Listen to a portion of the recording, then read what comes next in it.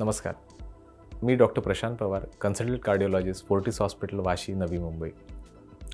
तरुणांनी जिममध्ये कोणती काळजी घ्यावी पाहिजे? तर जिम जेव्हा आपण सुरू करतो, तेव्हा तरुणांनी हे बघायला पाहिजे की खरंच आपण सुदृढ आहोत का नाही? हे एवढं विगरस एक्सरसाइज करण्यासाठी आपलं हार्ट फिट आहे का नाही? हे बघणं पहिले गरजेचं राहतं. दुसरं, बऱ्याच आपण इन्सिडेंट्स बघतो की अचानक जिम करत असताना हार्ट कार्डियक अरेस्ट होणं आणि त्याच्यात पेशंट दगावलेलं पण बघितलेलं आपण. तर याचं मेन कारण राहतं की कधी-कधी सडन वेट लिफ्टिंग, हे जेव्हा आपण वेट उचलतो, जे 25-30 किलोच्या वर असतं, कधी-कधी जी मुख्य वाहिनी असते, त्याला अओर्टा म्हणतो आपण, त्याच्यात कधी-कधी चीर जाते, त्याला अओर्टिक डिसेक्शन म्हणतो आपण.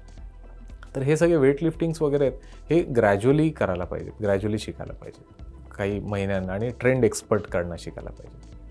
दुसरं राहतं की बऱ्याच वेळा हे जे प्रोटीन सप्लिमेंट्सचं जे सेवन असतं, त्याच्यातही बऱ्याच वेळा आम्ही बघितलेले प्रॉब्लेम्स असतात. कारण बऱ्याच वेळा त्यात ॲनाबॉलिक स्टिरॉइड्सचं घटक असतं आणि ज्याच्यामुळे पण हृदयावर विपरीत परिणाम होतो.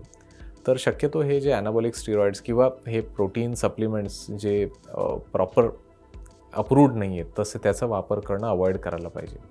थर्ड राहतं की हे जिम करण्याच्या वेळी आपलं हृदय चेक करणंही गरजेचं आहे, खरं ते फिट आहे का नाही. त्याच्यासाठी काही बेसिक तपासण्या ज्या राहतात, त्याला इलेक्ट्रोकार्डिओग्राम, ECG म्हणतो.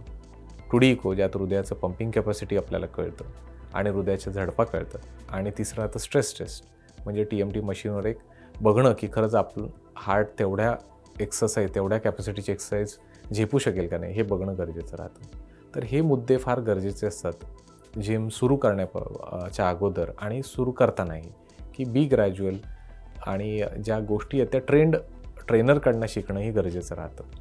धन्यवाद.